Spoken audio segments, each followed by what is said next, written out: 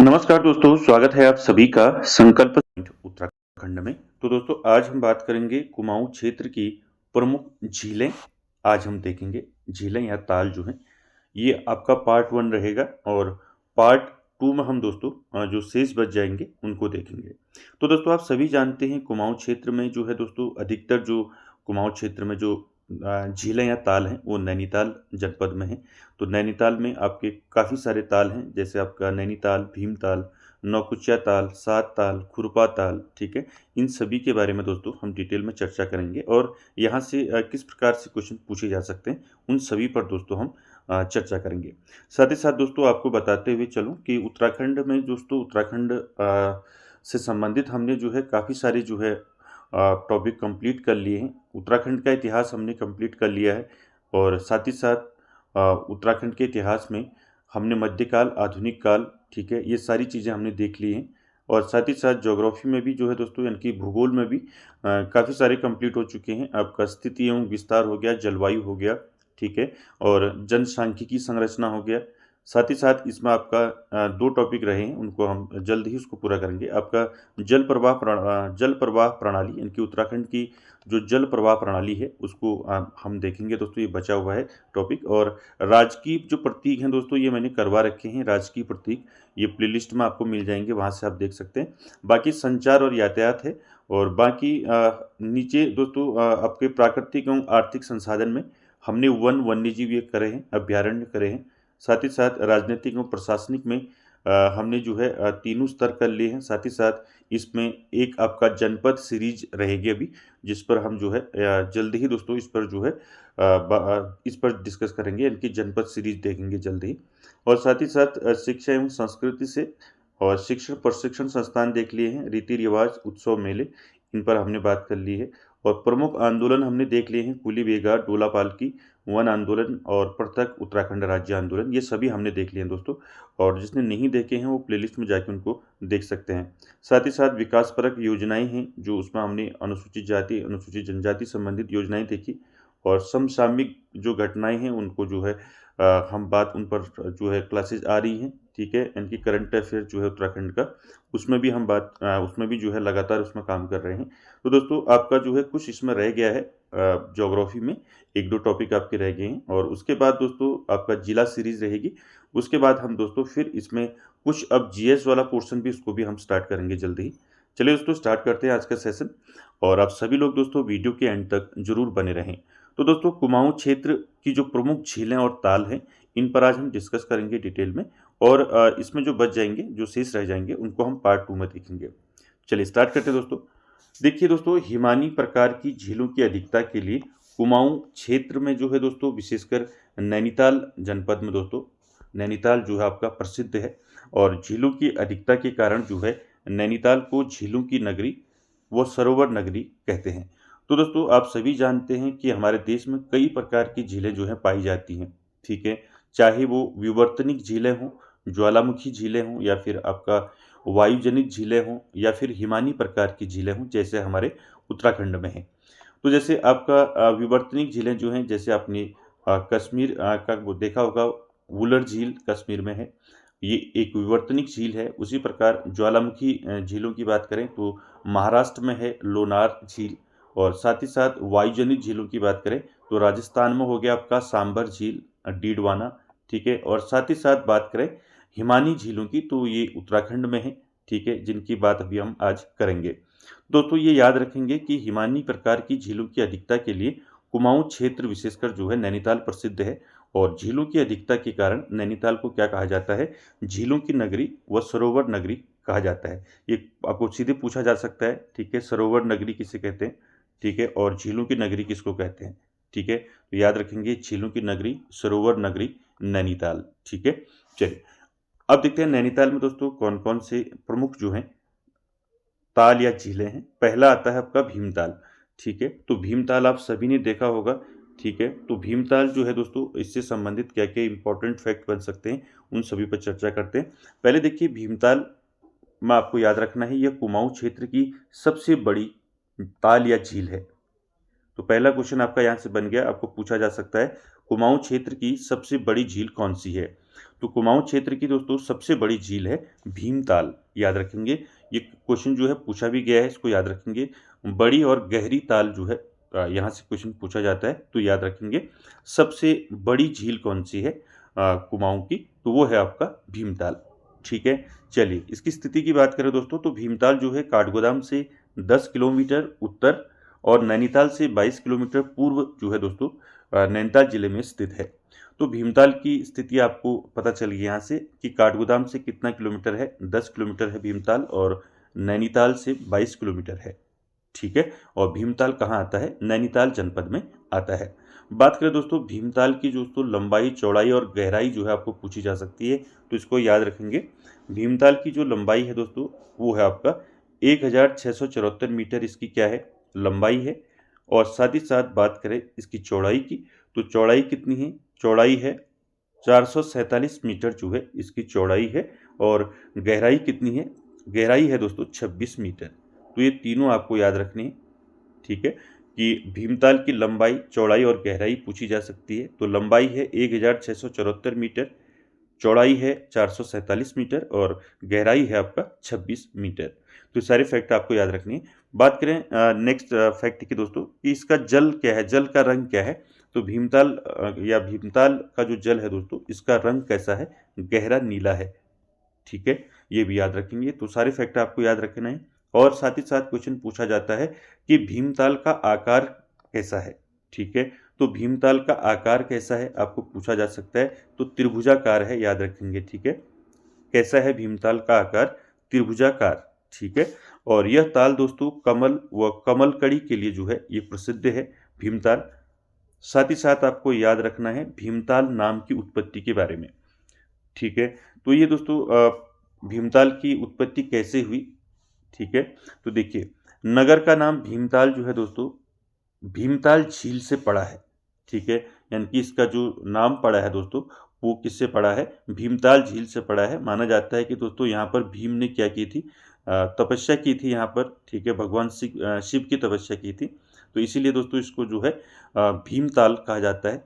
ठीक है, देखिए माना जाता है दोस्तों अज्ञातवास के समय पांडव इस क्षेत्र में आए थे तथा भीमताल के किनारे भीम ने दोस्तों भगवान शिव की तपस्या की थी, तो इसीलिए दोस्तों इसको जो है भीमताल नाम इसका पड़ा।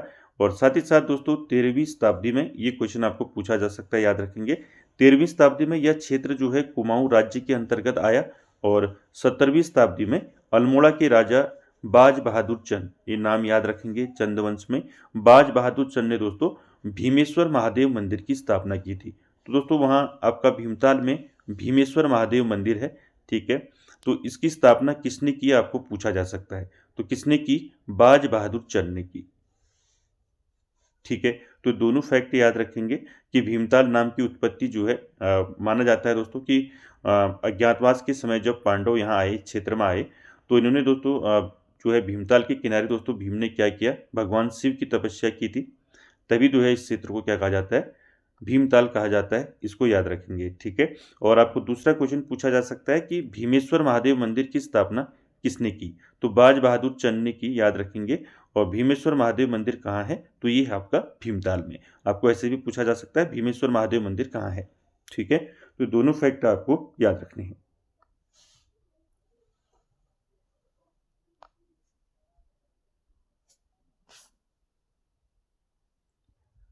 ठीक है, तो उसके बाद देखिए चंद्रकाल में दोस्तों यह क्षेत्र जो है, देखिए चंद्रकाल में यह छकाता परगना का मुख्यालय हुआ करता था। तो याद रखेंगे दोस्तों, इसके बारे में आपको बताऊंगा मैं कि जो परगने हैं, ठीक है, तो छकाता परगना जो है इसका मुख्यालय हुआ करता था। ठीक है, चंद्रकाल में, याद रखेंगे भीमताल जो क्षेत्र है। और साथ ही साथ इस क्षेत्र के बीच में टापू है जिस पर जो है रेस्टोरेंट है दोस्तों। ठीक है, आप सभी ने देखा होगा। तो ये सारे फैक्ट आपको याद रखने हैं दोस्तों। ठीक है, कि भीमताल जो है दोस्तों कुमाऊं क्षेत्र की सबसे बड़ी ताल है, सबसे बड़ी झील है। और इसकी स्थिति मैंने बताई आपको, काठगोदाम से 10 किलोमीटर और नैनीताल से 22 किलोमीटर जो है इसकी स्थिति है। लंबाई, चौड़ाई और गहराई की बात बताई मैंने आपको कि भीमताल की लंबाई कितनी है पूछी जा सकती है आपको, 1674 मीटर है भीमताल की लंबाई। और चौड़ाई की बात करें तो चौड़ाई है 447 मीटर और गहराई है 26 मीटर। और भीमताल की आकृति कैसी है, आकार कैसा है, त्रिभुजाकार है, याद रखेंगे। और भीमताल नाम की उत्पत्ति के बारे में मैंने बताया आपको कि अज्ञातवास के समय पांडव इस क्षेत्र में आए और भीम ने दोस्तों इस क्षेत्र में जो है भीम ने भगवान शिव की यहाँ पर तपस्या की थी और इसीलिए दोस्तों इस क्षेत्र को जो है भीमताल कहा जाता है। साथ ही साथ मैंने आपको बताया कि यहीं दोस्तों 17वीं शताब्दी में अल्मोड़ा के राजा बाज बहादुर चंद ने दोस्तों क्या किया था, भीमेश्वर महादेव मंदिर की स्थापना की थी, ये भी याद रखेंगे। और साथ ही साथ चंद काल में दोस्तों ये के इस क्षेत्र को क्या कहा जाता था, तो चंद काल में जो है छकाता परगना का मुख्यालय हुआ करता था भीमताल, ठीक है। और इस झील के बीच में टापू है, आप सभी ने देखा होगा, जिस पर जो है रेस्टोरेंट बना है। क्लियर है, ये सारे फैक्ट आपको याद रखने हैं भीमताल से। अगला ताल देखेंगे दोस्तों, अगला ताल है नौकुचिया ताल, जिसको हम नौकुचिया ताल या नौकुचिया ताल भी कहते हैं, ठीक है। चलिए इससे संबंधित महत्वपूर्ण फैक्ट देखेंगे दोस्तों। नौकुचिया ताल दोस्तों 9 कोनों वाला ताल है, आपको पूछा जा सकता है कुमाऊं क्षेत्र का कौन सा ऐसा ताल है जिसके 9 कोने हैं, ठीक है। तो कौन है, नौकुचिया ताल है। यहाँ पर आप नौकुचिया का रखा है, नौकुचिया भी आप समझ सकते हैं, ठीक है, दोनों एक ही हैं, ठीक है। तो नौकुचिया ताल या नौकुचिया ताल, इसके 9 कोने वाला ताल इसको कहा जाता है, नौकुचिया ताल को। और यह कुमाऊं क्षेत्र की सबसे गहरी झील है, ठीक है। तो यहाँ पर आपका एक क्वेश्चन, 2 क्वेश्चन ये बन गए, ठीक है, कोई भी क्वेश्चन पूछा जा सकता है।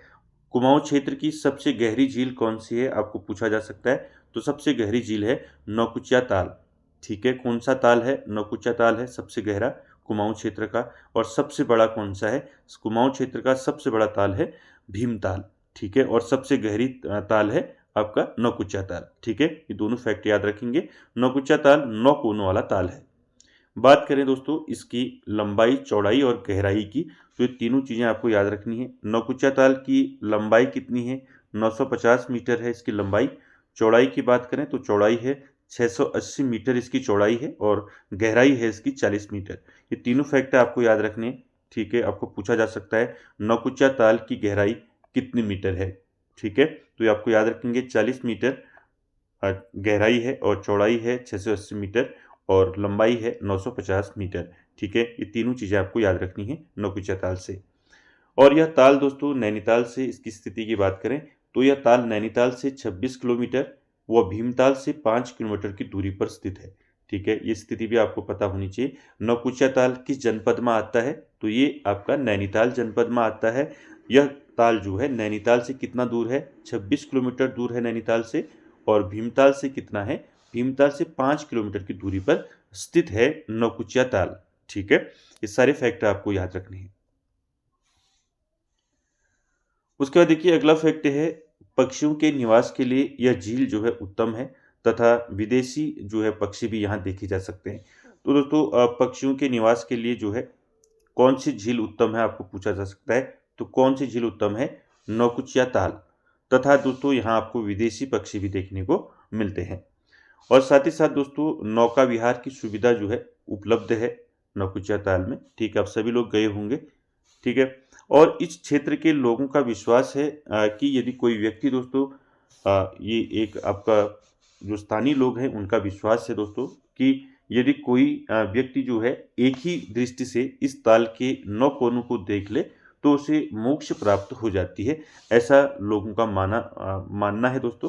परंतु देखिए वास्तविकता यह है कि 7 से अधिक कोने जो हैं एक बार में नहीं देखे जा सकते, ठीक है।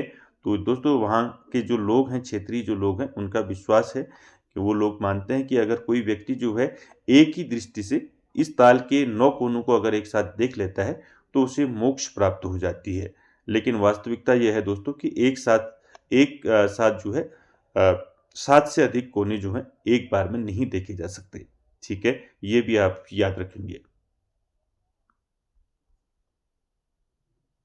ठीक है। तो नौकुचिया ताल से आपने क्या क्या चीज़ें याद रखनी है। नौकुचिया ताल दोस्तों कुमाऊं क्षेत्र का 9 कोनों वाला ताल है, ठीक है। और कुमाऊं क्षेत्र का सबसे गहरा ताल है नौकुचिया ताल, मैंने बताया आपको। और साथ ही साथ आपको याद रखना है सबसे, अगर आपको बड़ा पूछा जाएगा कुमाऊं क्षेत्र का जो है सबसे बड़ा ताल आपको पूछा जाएगा तो भीमताल। कुमाऊं क्षेत्र का सबसे गहरा ताल पूछा जाएगा तो नौकुचिया ताल, ठीक है, इसे याद रखें। और साथ ही साथ लंबाई की बात बताई मैंने आपको, नौकुचिया ताल की लंबाई है नौकुचिया ताल की 950 मीटर। चौड़ाई है 680 मीटर और गहराई है 40 मीटर। मैंने स्थिति की बात बताई, ये नैनीताल से 26 किलोमीटर और भीमताल से 5 किलोमीटर की दूरी पर स्थित है नौकुचिया ताल। और साथ ही साथ नौकुचिया ताल से संबंधित मैंने बताया कि क्या लोगों का क्या विश्वास है कि यहाँ पर दोस्तों यदि कोई व्यक्ति एक ही दृष्टि से एक इस ताल के 9 कोनों को देख ले तो उसे मोक्ष प्राप्त हो जाती है कहते हैं। लेकिन दोस्तों वास्तविकता ये है कि एक साथ दोस्तों 7 से अधिक कोने एक बार में नहीं देखे जा सकते, तो इसको भी आप याद रखेंगे। क्लियर है। अगला ताल देखते हैं नैनीताल। देखिए देखिए दोस्तों, नैनीताल आपने देखा होगा नैनीताल, ठीक है। और नैनीताल कितना बड़ा है आपने देखा होगा, तो ये आपको सारी चीज़ें याद रखनी है, लंबाई चौड़ाई गहराई, ठीक है। तो नैनीताल का आकार पूछा जा सकता है, तो नैनीताल का आकार कैसा है, कटोरे नुमा है, ठीक है। याद रखेंगे, इसको पूछा जा सकता है कि कौन सा ताल जो है कटोरे नुमा है, तो कटोरे नुमा ताल कौन सा है, नैनीताल है, याद रखेंगे। इस झील की लंबाई की बात करें दोस्तों तो लंबाई है 1430 मीटर इसकी लंबाई है। और चौड़ाई कितनी है, चौड़ाई है 465 मीटर और गहराई है दोस्तों इसकी 16 से 24 मीटर के बीच में, ठीक है। तो ये तीनों फैक्ट आपको याद रखने हैं, पूछे जा सकते हैं दोस्तों। और इस ताल को जो है स्कंद पुराण के मानस खंड में त्रि ऋषि सरोवर कहा गया है। ये क्वेश्चन पूछा गया है पहले, ठीक है, कि त्रि ऋषि सरोवर किस ताल को कहते हैं, ठीक है। तो त्रि ऋषि सरोवर किसको कहते हैं, नैनीताल को कहते हैं दोस्तों। और कहाँ कहते हैं इस ताल को, स्कंद पुराण के मानस खंड में कहते हैं, ठीक है। आपको पूछा जा सकता है कि नैनीताल को दोस्तों स्कंद पुराण के मानस खंड में क्या कहते हैं, त्रि ऋषि सरोवर कहते हैं। और ये क्वेश्चन जो है कई बार परीक्षाओं में पूछा जा चुका है, ठीक है। तो याद रखेंगे सारे फैक्ट। उसके बाद देखिए जो नैनीताल है दोस्तों, यह झील जो है 7 पहाड़ियों से घिरी है, ठीक है। तो ये आपको याद रखना है कि जो नैनीताल है दोस्तों वो 7 पहाड़ियों से घिरी है, ठीक है। तो कौन कौन से पहाड़ी हैं उनके नाम आपको याद रखने हैं। पहला है आपका आयरपात, दूसरा देवपात, तीसरा हाड़ी वादी, चौथा चाइना पीक जिसको हम नैना पीक भी कहते हैं, पांचवा स्नो व्यू, छठा आपका है आलम सरिया कांटा और सातवां है आपका शेर का डांडा। तो ये 7 जो है पहाड़ियों से घिरा है आपका नैनीताल, ठीक है। और इसमें आपको याद रखना है कि जो चाइना पीक है जिसको हम नैना पीक कहते हैं, तो ये सबसे ऊंचा है, ठीक है। तो इन पीक में दोस्तों ये सबसे बड़ी पीक कौन सी है, तो सबसे ऊंचा पीक कौन सा है इसमें से, चाइना पीक है जिसको हम नैना पीक भी कहते हैं, ठीक है। और यहाँ से आपको एक क्वेश्चन याद रखना है, यहाँ से निकलती है बलिया नदी, ठीक है। तो याद रखेंगे चाइना पीक के जो है दक्षिण पूर्वी भाग से बालिया या बलिया नदी निकलती है। तो आपको पूछा जा सकता है दोस्तों कि बलिया नदी कहाँ से निकलती है, पहला क्वेश्चन, ठीक है। याद रखेंगे जो बलिया नदी है कहाँ से निकलती है, चाइना पीक के दक्षिण पूर्वी भाग से निकलती है, ठीक है। याद रखेंगे, क्लियर है। चलिए ये 7 पहाड़ियों के नाम आपको याद रखने हैं क्योंकि इन 7 पहाड़ियों से घिरी है नैनी झील यानी कि नैनीताल झील, ठीक है। चलिए चलिए उसके बाद देखिए दोस्तों ऐसी मान्यता है, देखिए ऐसी मान्यता है कि इस झील का निर्माण जो है शिव की पत्नी जो है सती के अश्रु से हुआ है और यहाँ पर उनका नयन गिरने के कारण नैना देवी शक्तिपीठ मंदिर की प्रतिष्ठा हुई। इसी कारण इस नगर का नाम नैनीताल पड़ा। तो यहाँ पर दोस्तों ऐसी मान्यता है कि नैनीताल कैसे पड़ा नाम, ठीक है। तो ये नाम के पीछे देखिए क्या है मान्यता कि इस झील यानी कि जो नैनीताल है इसका निर्माण जो है कैसे हुआ, शिव की जो पत्नी थी सती, सती के अश्रु से जो है दोस्तों इस झील का निर्माण हुआ और यहाँ पर उनका जो है क्या गिरा, नयन गिरा। और नयन गिरने के कारण दोस्तों नैना देवी शक्तिपीठ मंदिर की प्रतिष्ठा हुई और इसी के कारण दोस्तों इस नगर का नाम क्या पड़ा, नैनीताल पड़ा, ठीक है। ये आप याद रखेंगे। इसकी खोज कब की गई दोस्तों, हम इसके बारे में नैनीताल जनपद के बारे में डिटेल में बाकी बाद में हम जो है जनपद सीरीज में इसकी बात करेंगे। अभी आप जो है सिर्फ नैनीताल के बारे में ही समझें। और इसकी खोज जो है 1841 ईस्वी में पी बैरन ने की थी। तो एक कई बार क्वेश्चन पूछा गया है कि नैनीताल की खोज किसने की, ठीक है। तो नैनीताल की खोज किसने की, पी बैरन ने की। और कब की दोस्तों, 1841 में, ठीक है। ये दोनों फैक्ट आपको याद रखने हैं। और जो मान्यता है नैनीताल नाम की तो उसको भी आपको याद रखना है ठीक है। तो ये नैनीताल से सारे फैक्ट आपको याद रखने हैं नैनीताल से। तो आकार मैंने बताया आपका कटोरे नुमा आकार है नैनीताल का, और नैनीताल झील की लंबाई और चौड़ाई मैंने बताई आपको। नैनीताल झील की लंबाई है 1430 मीटर, चौड़ाई है 465 मीटर और गहराई है 16 से 24 के बीच में। और साथ ही साथ दोस्तों नैनीताल को त्रिऋषि सरोवर कहा जाता है, और आपको मैंने बताया किसमें कहा जाता है, तो स्कंद पुराण के मानस खंड में कहा गया है नैनीताल को त्रिऋषि सरोवर। और साथ ही साथ मैंने आपको बताया कि नैनीताल जो है यह 7 पहाड़ियों से घिरी है, और मैंने सातों पहाड़ियों के नाम बताए आपको, वो याद रखेंगे आप। और साथ ही साथ वहाँ से आपका बलिया नदी के बारे में बताया मैंने कि जो चाइना पीक है जिसको हम नैना पीक कहते हैं, उसके दक्षिण पूर्वी भाग से जो है बलिया नदी निकलती है। और चाइना पीक दोस्तों उन सभी 7 पहाड़ियों में सबसे ऊंचा है। ठीक है, ये भी साथ में याद रखेंगे। चलिए उसके बाद अगला ताल देखेंगे दोस्तों, 7 ताल।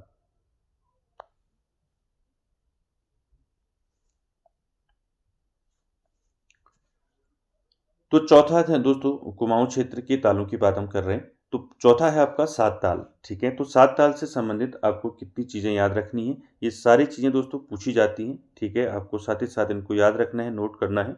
देखिए 7 ताल को कुमाऊं की सबसे रमणीक झील कहा जाता है। आपको पूछा जा सकता है कुमाऊं की सबसे रमणीक झील कौन सी है, तो वो है आपका 7 ताल। ठीक है, ताल या झील एक ही चीज़ है। ठीक है, इसमें कंफ्यूज ना हो।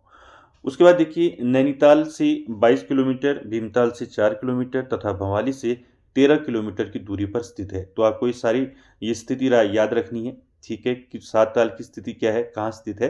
तो 7 ताल दोस्तों नैनीताल से 22 किलोमीटर की दूरी पर, भीमताल से 4 किलोमीटर की दूरी पर तथा भवाली से 13 किलोमीटर की दूरी पर जो है स्थित है 7 ताल। साथ ही साथ याद रखना है, एक साथ 7 झीलों का अलौकिक रूप बस यहीं पर देखा जा सकता है। यानी कि जो 7 ताल है दोस्तों, ये 7 छोटे-छोटे तालों का समूह है, जिनकी बात हम आगे करेंगे।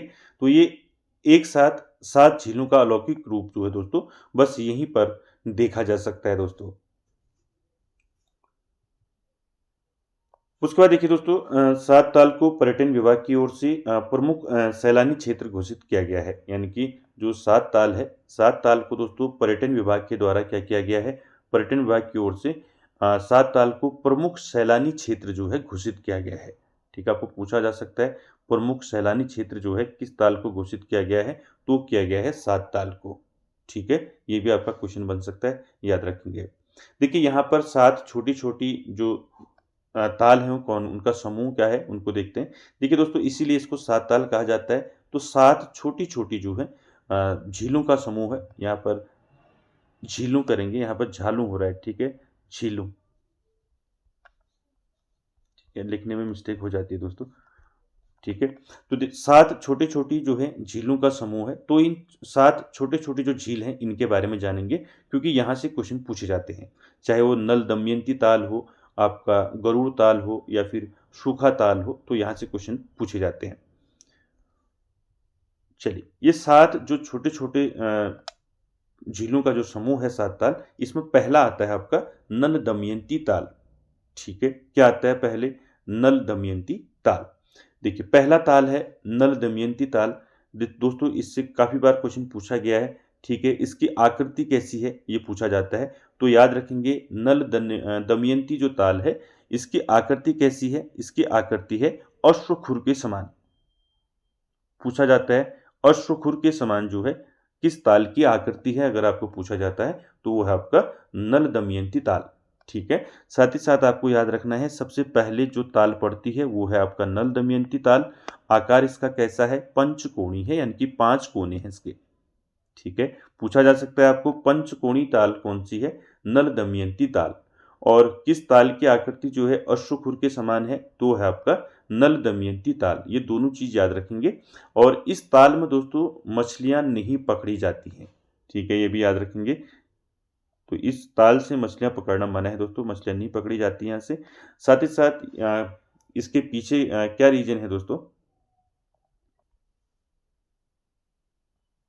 ठीक है दोस्तों, तो ऐसी मान्यता है दोस्तों, इसका नाम से ही दोस्तों आप याद रखेंगे नल दमयंती ताल। यानी कि माना जाता है कि नल दमयंती ताल का नाम जो है एक राजा और उसकी रानी से पड़ा है दोस्तों। इसका नाम राजा का नाम नल और उसकी पत्नी का नाम नाम क्या था, दमयंती था। तो इस क्षेत्र में आए दोस्तों, ठीक है, 7 ताल वाले क्षेत्र में।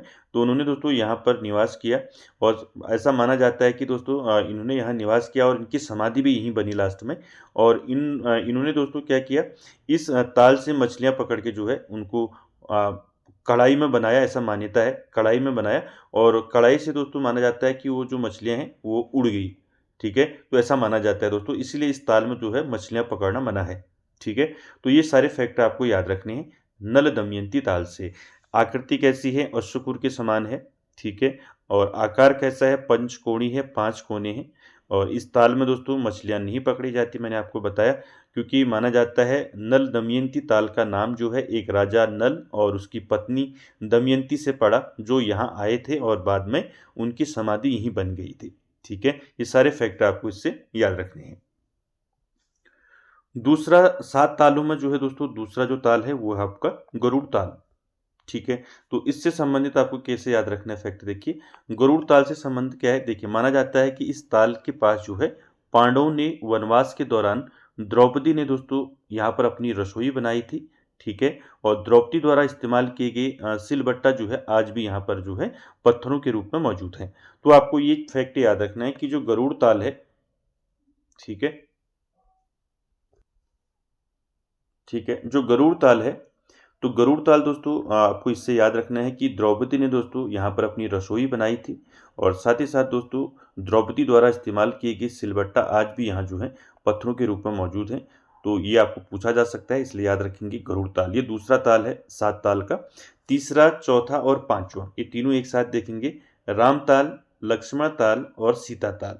ये तीनों ताल दोस्तों तीसरे, चौथे और पांचवें नंबर की जो ताल है, 3 ताल हैं। तो ये सबसे बड़ी ताल है दोस्तों, क्योंकि ये तीनों क्या हैं, एक साथ जुड़ी हुई ताल है, ठीक है। तो याद रखेंगे इसको, ये तीनों तालें जो है दोस्तों एक साथ जुड़ी हुई हैं। माना जाता है यहाँ राम, लक्ष्मण, सीता रहा करते थे। तो ऐसी मान्यता है दोस्तों कि इस क्षेत्र में जो है राम, लक्ष्मण और सीता रहते थे, ठीक है। तो तीसरा, चौथा और पांचवा ताल आपने देख लिया। उसके बाद छठा और सातवां, देखिए छठा ताल कौन सा है, छठा ताल है आपका पूर्ण ताल और सातवां है सूखा ताल। तो ये दोनों तालों के बारे में देखेंगे। इन तालों का अस्तित्व जो है लापरवाहियों के चलते जो है अब समाप्त हो गया है। और यहाँ एक प्राचीन चर्च भी है जो अपने शिल्प के लिए जो है मशहूर है, ठीक है। याद रखेंगे पूर्ण ताल और सूखा ताल, ठीक है। अब इनका अस्तित्व जो है दोस्तों समाप्त हो चुका है। और यहाँ एक प्राचीन चर्च भी है दोस्तों।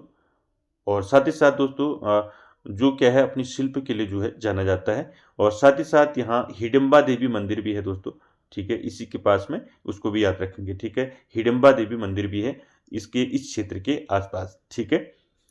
तो दोस्तों इतने फैक्ट आपको याद रखने हैं, ठीक है। 7 ताल के बारे में मैंने आपको सारी चीज़ें बता दी। 7 ताल यानी कि 7 तालों का समूह, ठीक है। उन 7 तालों में पहला ताल मैंने आपको बताया नल दमयंती ताल, गरुड़ ताल, राम ताल, लक्ष्मण ताल, सीता ताल, पूर्ण ताल और सूखा ताल। ये 7 तालों के बारे में बताया। इसमें मैंने बताया कि इनमें जो है सबसे बड़ा ताल कौन सा है, तो वह है आपका राम ताल, लक्ष्मण ताल और सीता ताल, क्योंकि ये तीनों ताल जो हैं एक साथ जुड़े हुए हैं, ठीक है। और पहला ताल पूछा जाता है आपको, तो सबसे पहला ताल इन तालों में पड़ता है आपका नल दमयंती ताल, ठीक है। उससे संबंधित मैंने बताया आपको कि अश्वपुर के समान उसकी आकृति है नल दमयंती ताल की। और साथ ही साथ पंचकोणी है, 5 कोने हैं। और साथ ही साथ इस ताल में मछलियाँ नहीं पकड़ी जाती, मैंने बताया आपको कि क्या इसके पीछे क्या कहावत है। और साथ ही साथ दोस्तों गरुड़ ताल के बारे में बताया मैंने कि द्रौपदी ने दोस्तों वहाँ क्या किया था, अपनी रसोई बनाई थी।